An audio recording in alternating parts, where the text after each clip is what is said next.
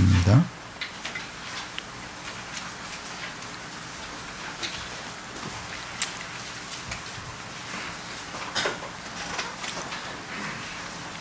로마서 13장 8절에서 10절까지 한 절씩 교대로 읽겠습니다. 피차 사랑의 빛 외에는 아무에게든지 아무 빛도 지지 말라. 남을 사랑하는 자는 율법을 다 이루었느니라. 거듭하지 말라. 살인하지 말라. 도둑질하지 말라. 탐내지 말라. 의뢰는 하나님을 있을지라도 내 이웃을 내 자신과 같이 사랑하라는 것을 말씀하시되 다 그러느니라. 같이 읽겠습니다. 사랑은 이웃에게 악을 행하지 아니하나니 그러므로 사랑은 율법의 완성이니라. 아멘.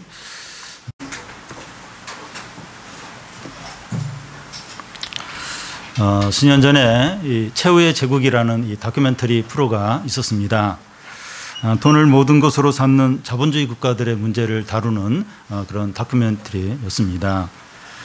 이 자본주의 국가의 대표이고 세계에서 제일 잘 사는 국가 중에 하나인 미국을 이제 보여주었습니다. 돈이 많은 사람은 160억짜리 저택에서 살지만 돈이 없는 사람은 자동차에서 생활하기도 하고 모텔에서 지내는 겁니다. 5명의 어린이들 중에서 1명이 이제 거식 아동이고 빈곤율이 OECD 국가 중에서 4번째입니다. 지금 미국 이야기를 하는 건데요. 미국이 금융 위기 이후에 많은 사람들이 해고가 되었고 일자리를 찾지만 일자리가 없습니다. 미국 국민들 안에 깊은 절망과 두려움과 분노가 이제 있는 겁니다. 그래서 그런지 이 시민들의 이제 그런 분노가 대통령 선거에서 이 트럼프를 이렇게 찍지 않았나 하는 생각을 하게 됩니다. 반면에 이 파푸아 뉴기니아나 히말라야 이제 산맥에 사는 그런 부족들은 이 돈은 없지만 행복합니다. 집이 없는 사람이 있으면 이 부족 사람들이 같이 집을 지어주고 아이들을 같이 돌봐주고 부모가 바다에 나가서 고기를 잡다가 이제 죽으면 이웃집에서 아이를 입양해서 양육을 합니다. 그들에게 가족이란 혈육이 아니라 밥을 같이 먹는 사람이 이제 가족입니다. 우리나라도 40, 50년만 해도 이제 이런 분위기였는데 이 경제가 나아지고 점점 잘 살게 되면서 미국처럼 되어버렸습니다. 이 다큐멘터리에서 이 말하는 것은 이 자본주의는 고장났다는 겁니다. 고장난 버스가 계속 달려가면 그 버스에 탄 사람이 이렇게 죽게 되는 것처럼 이 자본주의의 이 뿌리를 내리고 있는 세계가 계속 이런 식으로 나아가면 공멸하게 된다는 겁니다. 그러면 이 대안이 뭡니까? 다시 깊은 산속으로 들어가고 외딴 섬을 찾아가서 살아야 됩니까? 그럴 수가 없습니다. 그래서 대안은 없습니다. 그런데 현대사회의 이런 문제가 단지 경제적으로 어렵기 때문인가?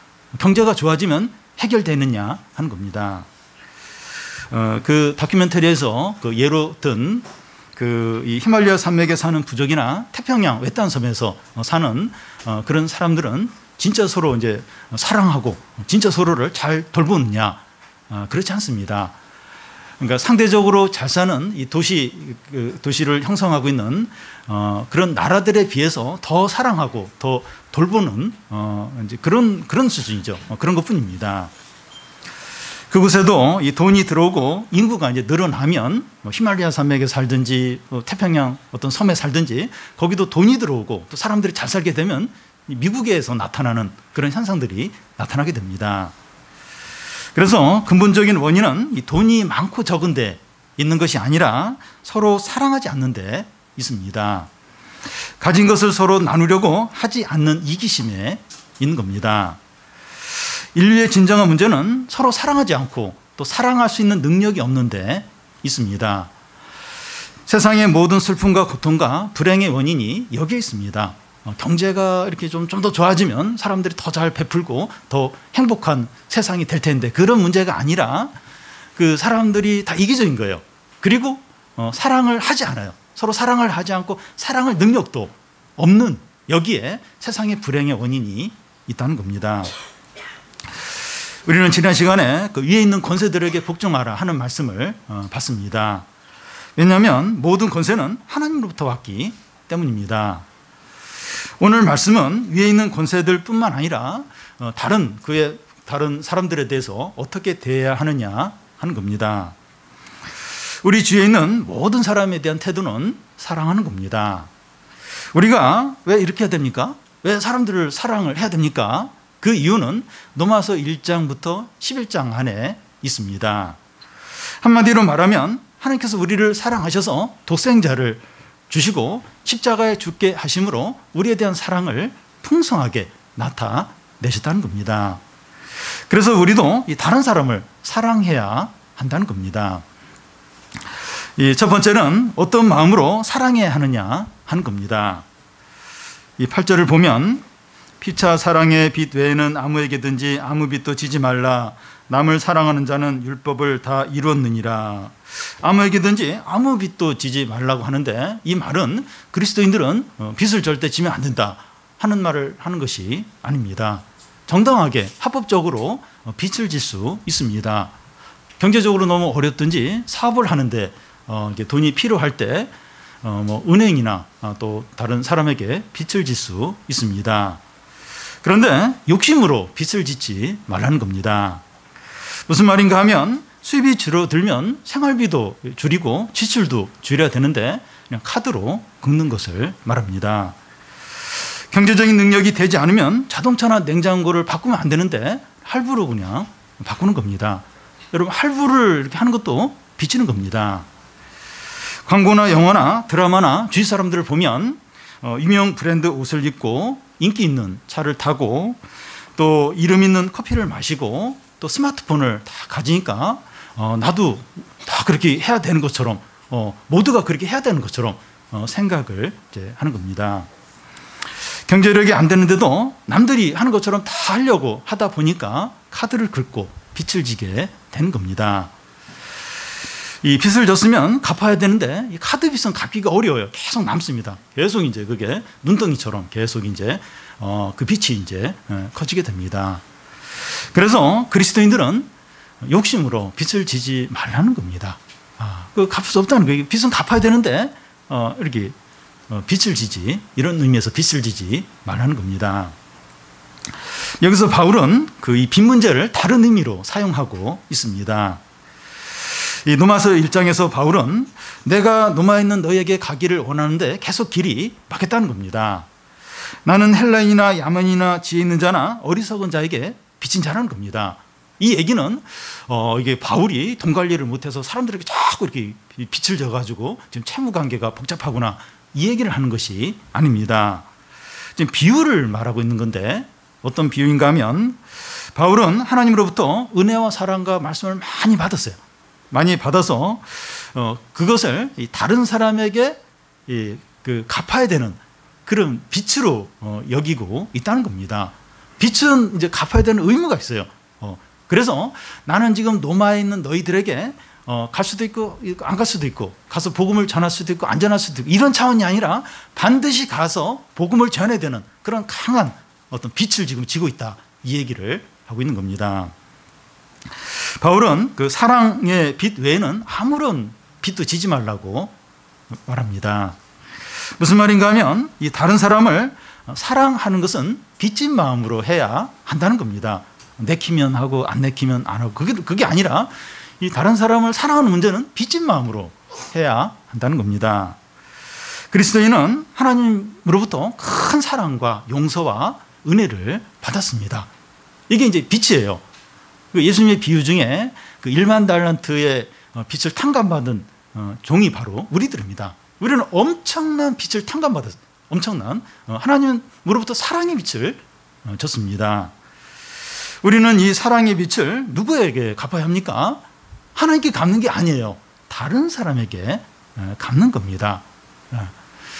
그래서 그런 얘기를 하죠. 누가 이제 어려운 사람을 도와줘요. 참 도와줄 때 이 도움을 받은 사람은 그 사람에게 다시 갚아주고 싶어 합니다. 근데 그 도움을 준 사람이 나에게 갚지 말고 나중에 또 이렇게 어려운 사람 보면 그 사람에게 갚으라, 이런 얘기를 이제 하는 걸 볼 수 있습니다. 그러니까 하나님으로부터 엄청난 이 사랑의 빛을 줬는데 이걸 하나님께 다시 갚는 게 아니라 다른 사람들에게 갚으라는 겁니다. 우리가 이 다른 사람을 사랑하는 문제는 이 빚진 자의 심정으로 하라는 겁니다. 그래서 사랑을 하면서 뭐 생색낼 것도 없고 자랑할 것도 없는 겁니다. 왜냐하면 빚진 거 갚는 거기 때문에 뭐 자랑할 게 이제 없는 거죠.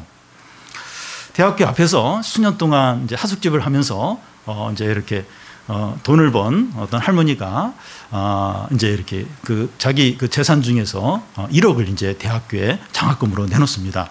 대학 총장이 아유 감사하다고 그러니까 그런 얘기 하지 말라고, 학생들에게 빚진 걸 갚는 거라고 그런 말을 했습니다. 대기업에서 연말이 되면 불우이웃돕기 성금을 내놓는데 막 광고하고 자랑할 게 아니라 국민들에게 빚진 거, 이렇게 고객들에게 빚진 거, 그걸 이제 갚는 거죠. 이런 일은 이제 빚 갚는 심정으로 해야 한다는 겁니다. 우리가 이웃을 얼마나 사랑하면 빚을 갚을 수 있겠습니까? 끝이 없어요. 끝이 없습니다. 아무리 사랑해도 그 빚을 갚을 수가 없습니다. 죽을 때까지 사랑해도 그 사랑의 빚을 갚을 수는 없는 겁니다. 상대방에게 이 사랑의 빛이 있다는 것이 아니라 하나님으로부터 받은 사랑이 너무나도 엄청나게 크다는 겁니다. 그러니까 왜 내가 다른 사람에게 이렇게 사랑을 해야 되는가? 그러니까 다른 사람에게는 빚진 게 없을 수 있어요. 근데 하나님으로부터 너무 큰 사랑의 빛을 줬기 때문에 우리가 다른 사람을 이렇게 사랑을 해야 한다는, 빚진 마음으로 사랑해야 한다는 겁니다.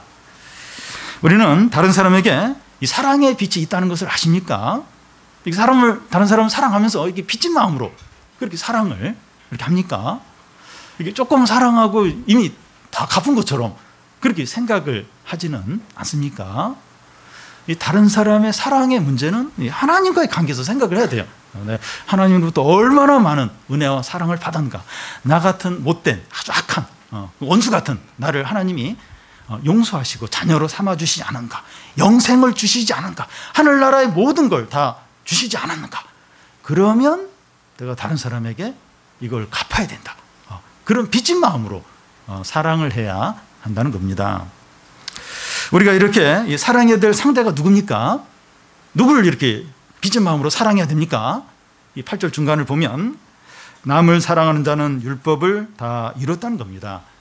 여기서 남이라고 하는데 이 남은 자기를 제외한 모든 사람을 가리킵니다.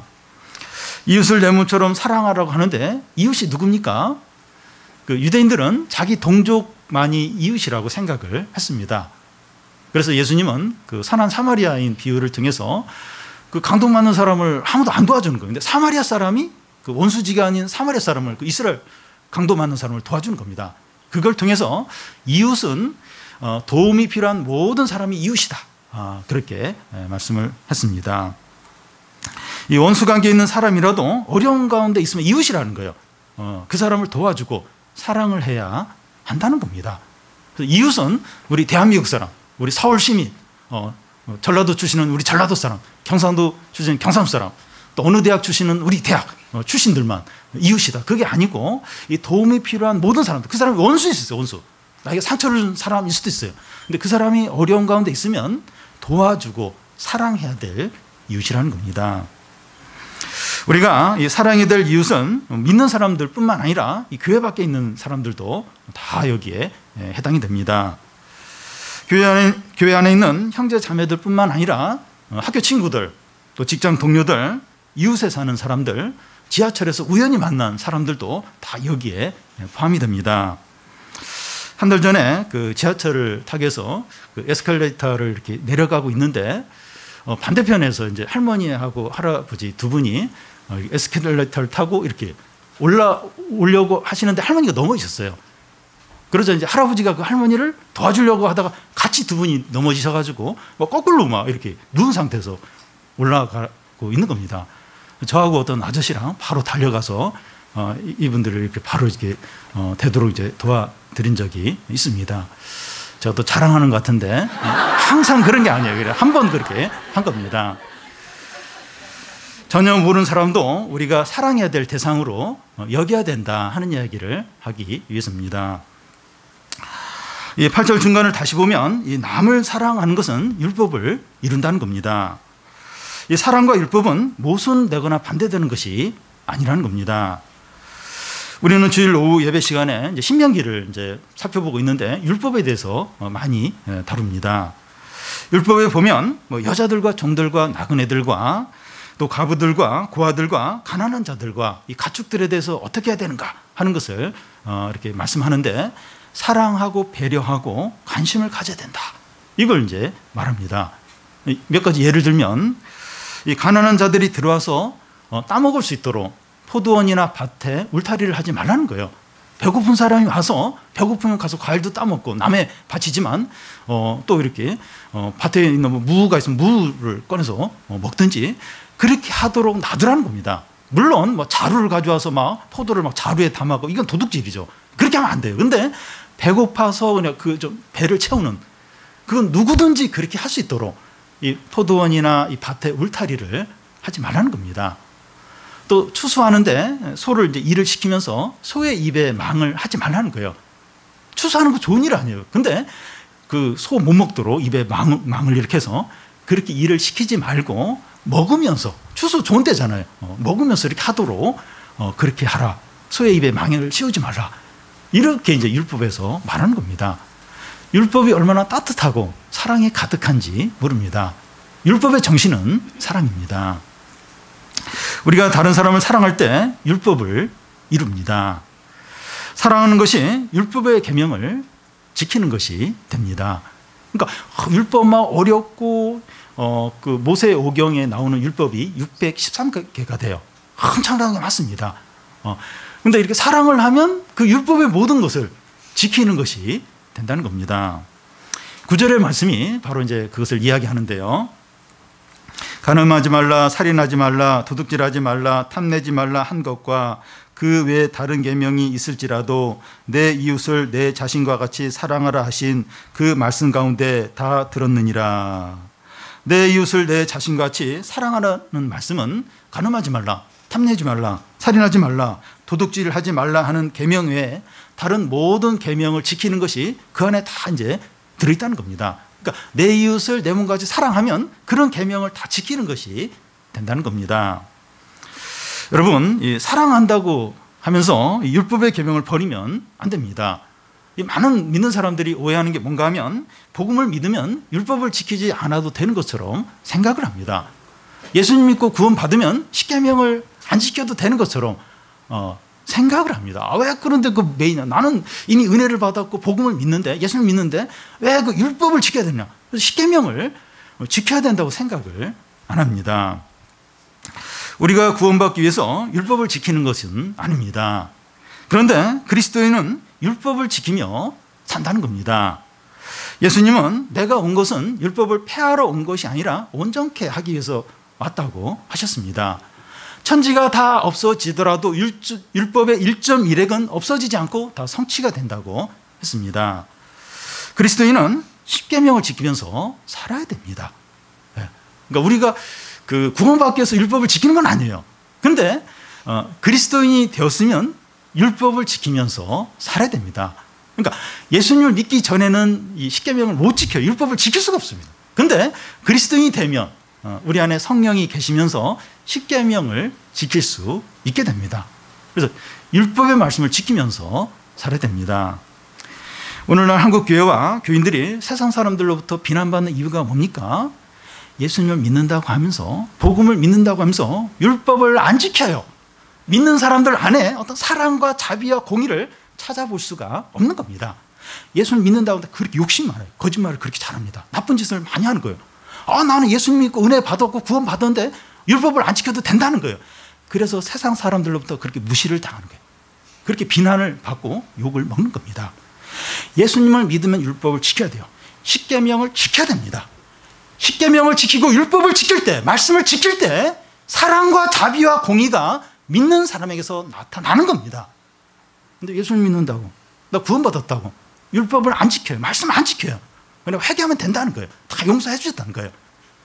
율법을 지켜야, 십계명을 지켜야 그 믿는 사람 안에서 사랑이 나타나고 자비가 나타나고 공의를 느낄 수 있다는 겁니다.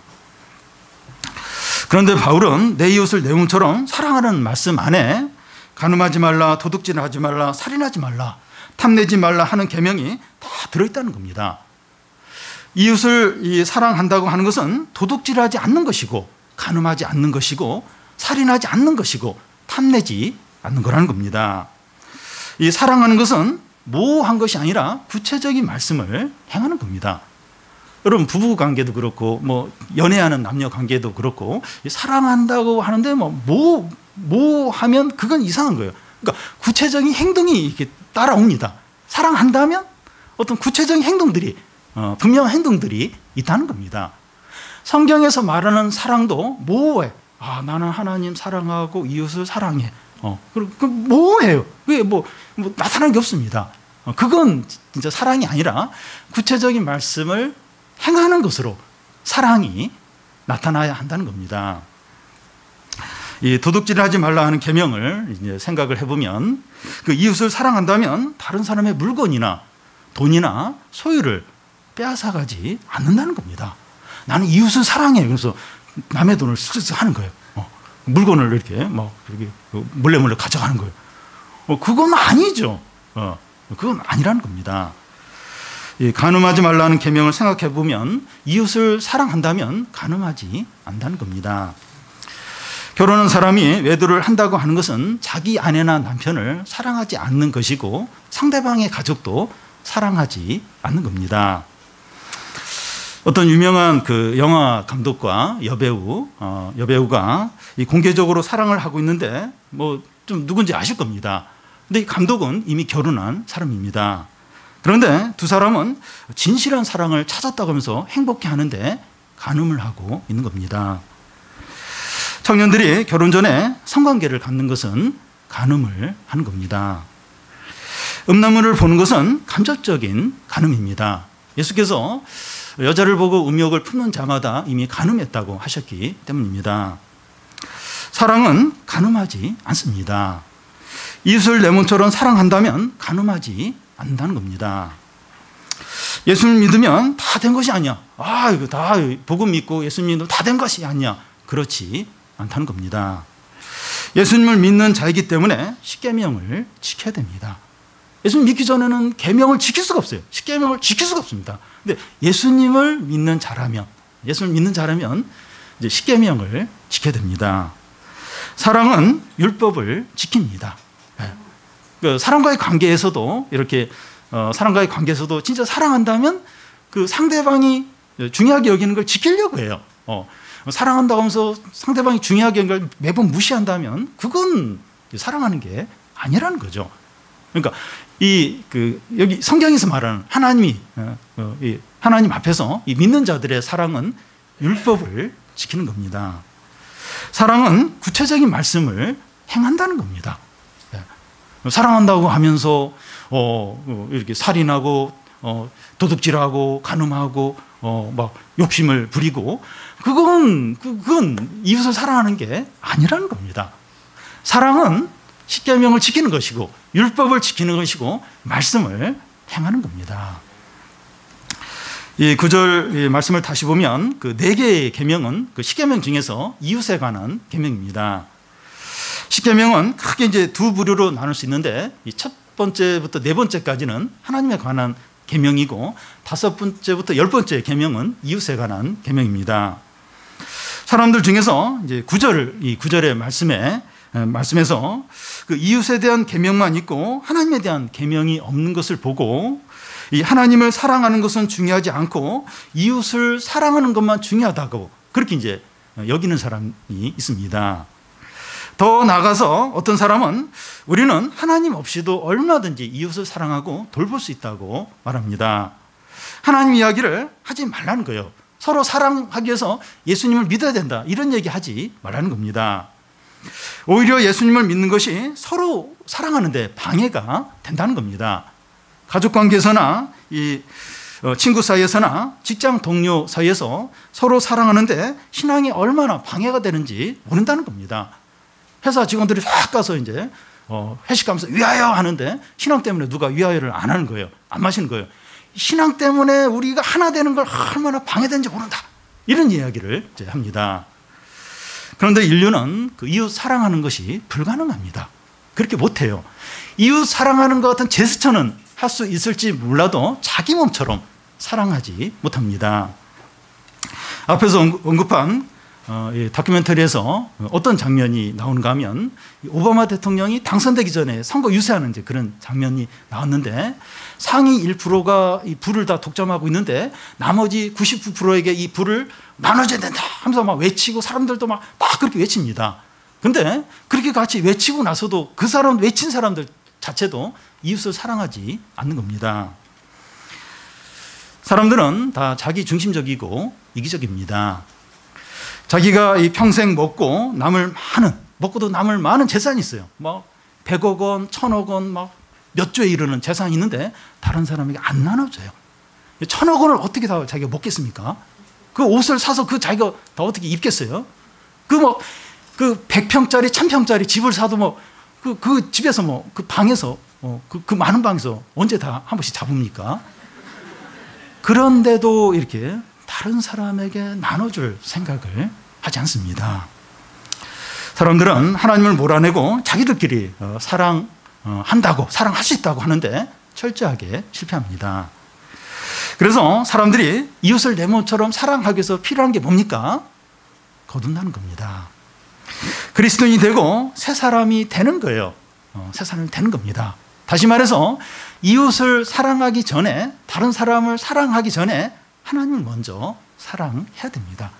거듭나고 그리스도인이 되고 하나님의 자녀가 되어야만 그 하나님의 사랑을 의지해서 다른 이웃을 사랑할 수 있게 되는 겁니다. 사람들은 한결같이 이기적이에요. 자기 중심적입니다. 태어나면서부터 그런 이기심을 가지고 태어났습니다. 근데 이 사람이 거듭나야 돼요. 이 나쁜 나무가 좋은 나무로 바뀌어야 됩니다. 하나님을 사랑할 수 있어야 돼요. 하나님의 사랑을 깨달아야 돼요. 하나님의 사랑을 알아야 돼요.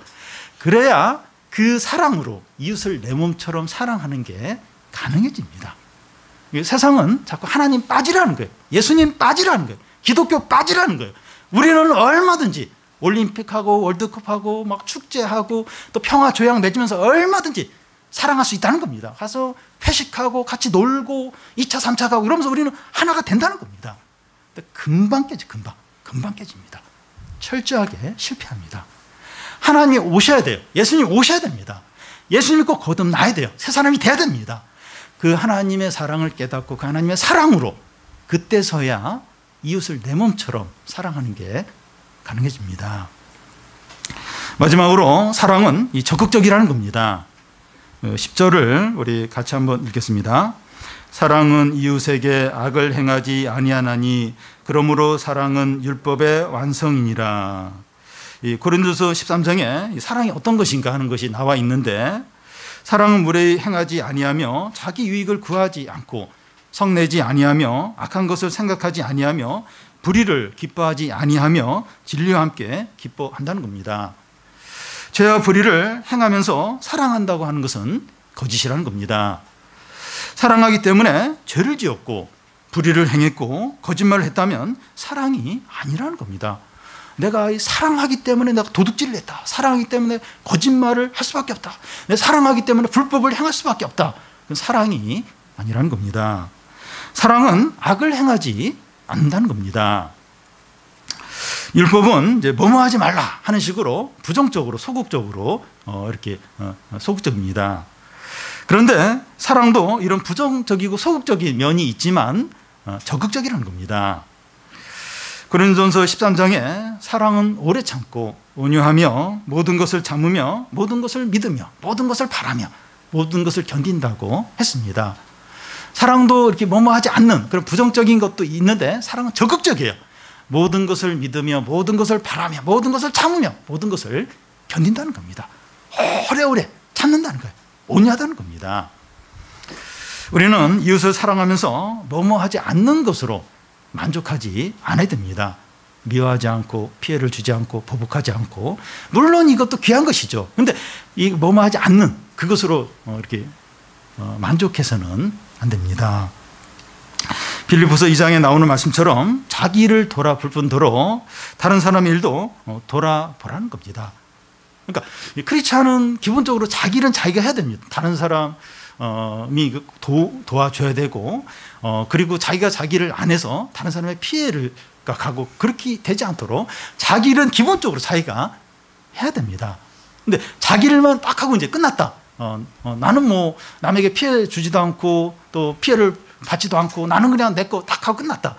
그건 아니에요. 그거. 세상 사람들이 그 정도면 잘한 거지만 우리는 이 다른 사람의 일까지 돌봐주는, 어떤 약하고 부족하고 고난 가운데 있는 사람까지 돌봐주는 그 자리까지 가야 한다는 겁니다. 그래서 이렇게 그냥 하지 않는 거, 그것으로만 만족하면 안 되고 적극적으로 이 사랑을 나타내야 하는 겁니다. 그리고 어떤 감정적인 막 좋은 마음, 그걸로 좀 이렇게 잠깐 그렇게 사랑했다가 그냥 확 죽어버리는, 그게 아니라 적극적으로 사랑을 해야 됩니다. 엄마가 자녀를 사랑하는데 이 사랑이 단지 감정적인 것이 아닙니다. 자녀를 출산하고 양육하는 과정에서 단지 자녀를 그냥 좋아하는, 어떤 사랑하는 그런 감정뿐이라면 그걸 감당을 못해요. 도저히 애를 이제 키울 수가 없는 겁니다. 자기 희생과 또 수고와 어떤 땀과 이게 있어야 이제 자녀를 끝까지 양육을 하고 이제 책임을 질 수 있는 거죠. 우리 교회에 이제 초보 엄마가 있는데 자녀를 양육하는 게 이렇게 어려운지 몰랐다고 이제 이런 말을 한 것을 제가 들었습니다. 사랑은 자기 희생이고 자기 부인입니다. 어떤 감정이 아니에요. 감정 이렇게 감정도 아니고 그냥 뭐 몇 가지 안 하는, 그게 아니고 계속해서 자기를 희생하고 자기를 이제 부인하는 겁니다. 여러분, 사랑은 뭐뭐하지 않는 것으로 만족하면 안 되고 풍성하고 넘쳐야 됩니다. 어떤 사람은 이렇게 선물을 이제 하는데, 또 이렇게 식사 대접을 하는데 받는 사람이 몸둘 바를 모를 정도로 황송한 이제 그런 경우가 있습니다. 사랑이 그와 같이 이게 넘쳐나고 황송할 정도로 사랑이 그렇게 되어야 한다는 겁니다. 사랑하는 건지 뭔지 그냥 모르겠고, 그건 어떤 면에서 이 사랑이 아니라는 거예요. 사랑은 기대 이상의 황송할 정도로 넘쳐난 이제 그런 사랑이 되어야 한다는 겁니다. 우리가 왜 이런 사랑을 해야 됩니까? 우리가 하나님으로부터 이런 풍성하고 넘치고 기대 이상의 황송한 사랑을 받았기 때문입니다. 여러분, 사랑을 받아본 사람이 사랑할 수 있다 그래요. 그래서 잘할 때 이렇게 사랑을 많이 받은 사람은 이렇게 사랑 표현을 잘 하고, 또 잘할 때 이렇게 사랑을 잘 못 받은 사람은 사랑 표현하는 게 서툴어요. 잘 못하기도 하고 그런 부분이 있는데, 이 큰 사랑을, 이 하나님의 기대에 넘치는 풍성한 황송한 그런 사랑을 받아본 사람이 이제 사랑을 할 수 있는 겁니다. 우리가 그런 사랑을 받았어요. 받았기 때문에 우리가 다른 사람에게도 그렇게 넘치는 사랑을 한다는 겁니다. 여러분, 사랑이 작으면 그 사랑을 바로 느낄 수 있는데 사랑이 너무 크면 그 사랑을 잘 못 느낍니다. 우리 청소년들 같은 경우 친구의 어떤 작은 사랑에 너무 감동이, 너밖에 없다. 떡볶이 한번 사줬거든요. 아이스크림 한번 사줬고 음료수 한번 사줬는데, 근데 이 부모의 이 사랑은 모른다는 거예요. 부모님 매일 잔소리하고 날 괴롭히고 그냥 하지 말라고 하고, 부모님은 날 너무 미워한다는 거예요. 그래서 부모님에게서 나는 사랑을 찾을 수 없다. 이제 그렇게 하는 경우가 있습니다. 친구는 같은 아군인데 부모님은 적군으로 이렇게 항상 이렇게 그런 이제 경우가 있습니다. 우리가 하나님의 사랑을 잘 못 느끼는 이유는 그 사랑이 너무 크기 때문입니다. 여러분, 우리는 현금에 굉장히 민감해요. 누가 100만 원, 1000만 원 줬다 그러면 당신이 바로 하나님이라고. 사랑은 그렇게 해야 된다고. 하나님이 현금을 잘 안 주시는 것 같아요. 독생자를 주시고 영생을 주시고 성령을 주시고, 나는 그거 필요 없다는 거예요. 현금을 주면 100만 원 달라고, 1000만 원, 1억만 달라고, 1억만 달라고. 그럼 내가 주님을 위해서 몸살겠다고, 불살겠다고. 근데 100만 원도 잘 안 주시고 1000만 원도 안 주시고, 줬다 빼앗고 돈 손해보게 하고 사업하는데 사업도 안 되고, 하나님은 도저히 나를 사랑하지 않는다고, 독생자나 주시고 성령 주시고. 사랑이 너무 크면 몰라요. 우리 애가 우리 부모에 대해서 참 부모의 마음을 몰라줄 때 부모가 답답하게 여기는데, 우리가 이제 하나님 앞에서 그런 겁니다. 하나님이 나를 사랑하실까? 내 기도를 들어주실까? 나를 아끼실까? 그 증거가 있나? 증거가 있는가? 뒤에 있습니다. 뒤에 십자가 증거죠. 증거고, 그동안에 그 신앙생활을 하면서 우리를 사랑한다는 증거를 너무나 많이 보여주셨습니다. 하나님의 사랑이 너무 커서, 너무 깊고 너무 커서 오늘 우리 찬송을 부른 것처럼 바다를 먹물 삼아도 그 하나님의 사랑을 다 기록을 할 수 없다는 거예요. 그 우주를 종이 삼아서 거기에 하나님 사랑을 기록하려도 그 사랑이 너무 커서, 너무 많아서 그 우주라는 종이에 바다라는 먹물로 다 그것을 기록할 수 없다는 겁니다. 하나님께서 우리에게 은혜를 주셔서 그 하나님의 큰 사랑을 깨닫게 되기를 원합니다. 우리가 이웃을 사랑할 때 꼭 돈이 많이 들어야 되고 비싼 물건을 사줘야 되고 많은 것을 주어야 하는 것이 아닙니다. 우리가 하나님으로부터 받은 사랑과 은혜를 이렇게 나눠주면 돼요. 그 사랑을 나눠주면 됩니다. 돈이 없어도 우리가 큰 사랑을 할 수 있는 것 중에 하나가 용서를 하는 겁니다. 도저히 용서하지 못할 사람을 용서를 하는 겁니다. 그러면 상대방은 그걸 느껴요. 너무 큰 사랑을 베푸는구나. 그걸 느끼게 됩니다. 그래서 사랑은 율법의 완성입니다. 여러분, 뭘 하면 율법을 완성하겠습니까? 율법을 뭘 하면 다 지켰습니까? 사랑을 하면 율법을 다 지키는 것이 된다는 거예요. 율법의 완성이 된다는 겁니다. 여러분, 그래서 사랑이 그렇게 위대한 것입니다. 어떻게 율법을 완성시킬 수 있어요? 얼마나 많은 613가지나 되는 그 율법을 어떻게 다 지킬 수 있습니까? 사랑을 하면 613가지의 율법들을 다 지키는 것이 되고 율법을 완성하게 된다는 겁니다. 다른 말로 하면 사랑이 없으면 율법은 미완성이라는 겁니다. 아무리 많은 걸, 대단한 걸 해도 아무런 의미가 없다. 아직 이게 완성이 안 된 거라는 겁니다.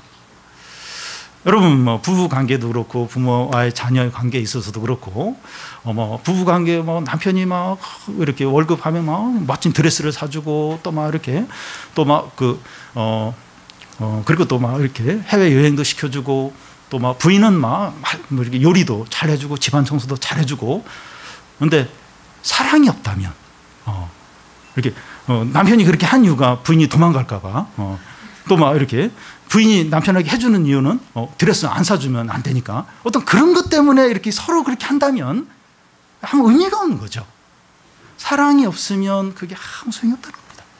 부모가 자녀에게 이렇게 필요한 것 써주고 선물해주고 그리고 애가 또 부모 말을 들어요. 근데 부모는 성적 잘 받아오는 그것만을 위해서 그렇게 한다면 또 애는 또 부모님한테 용돈 받기 위해서 그런 목적으로 또 부모가 시키는 대로 한다면 사랑이 없다면 그 좋은 선물과 좋은 성적이 그게 아무런 의미가 없다는 겁니다. 그래서 사랑이 없으면 산을 옮길 만한 믿음이 있고 또 천사의 말을 하고 또 자신의 모든 것으로 구제를 하고 자기 몸을 불살라 내어준다 할지라도 자기에게 아무런 유익이 없다는 겁니다. 사랑이 생명이라 생명. 좋은 TV 냉장고가 있는데 전기가 안 들어와요. 전기가 없는 곳에 TV에 냉장고가 있다면 짐이죠, 짐. 그거 뭐합니다. 장소만 차지하고. 이게 사랑이 그거 같다는 거예요. 사랑이 없으면 아무런 유익이 안 된다는 겁니다. 근데 사랑이 있으면 율법의 완성이라는 거예요. 모든 말씀을 다 지키는 것이 된다는 겁니다. 그래서 주님이 그 빚진 마음으로 다른 사람을 사랑하라고 그렇게 말씀합니다. 우리는 이렇게 사랑을 할 수가 없어요. 우리는 지쳐 있습니다. 지쳐 있고 다른 사람에 대해서 불평하고 있고 지금 화를 내고 있고 원망하고 있습니다. 내가 지금 체험 받아야 되고 사랑을 받아야 되는데 누굴 내가 지금 사랑할 그런 입장이냐고 화를 낼 수도 있습니다. 근데 우리에게 하나님의 사랑이 필요합니다. 은혜가 필요해요. 하나님이 사랑하셨어요. 은혜를 베푸셨습니다. 죄를 용서하셨어요. 우리가 그걸 깨닫게 해달라고. 주여 불쌍히 여겨주셔서 이 하나님의 사랑을 느낄 수 있게 해달라고. 그 하나님의 크신 은혜를 이렇게 생생하게 경험하게 해달라고. 그래서 그 사랑으로 이웃을 사랑하게 해달라고 하나님께 구하는 겁니다. 여러분, 구하면 하나님 사랑 주십니다. 그 하나님의 사랑은 우주보다도 넓어요. 태평양 바다보다도 넓습니다. 그 사랑 조금만 주면, 조금만 줘도 얼마든지 다른 사람 사랑할 수 있다는 겁니다. 저는 여러분, 이 사랑하는 건 내키면 하고 내키지 않으면 안 하고, 또 내가 좋아하고 나를 잘해준 사람은 사랑하고, 나하고 좀 관계가 그런 사람은 미워하고, 그게 아니에요. 그건 빚진 게 아니죠. 그건 빚진 그런 게 아니죠. 빚졌다는 빚죠. 우리는 빚진 마음으로 사랑을 해야 한다는 겁니다. 내키지 않아요. 마음 그러고 싶지 않아요. 그러고 싶지 않습니다. 그래도 빚을 졌기 때문에 하나님의 사랑과 은혜를 너무나도 황송하게 너무나 많이 받았기 때문에 내가 내키지 않는다 할지라도, 원하지 않는다 할지라도 빚진 마음으로 사랑을 하라는 겁니다.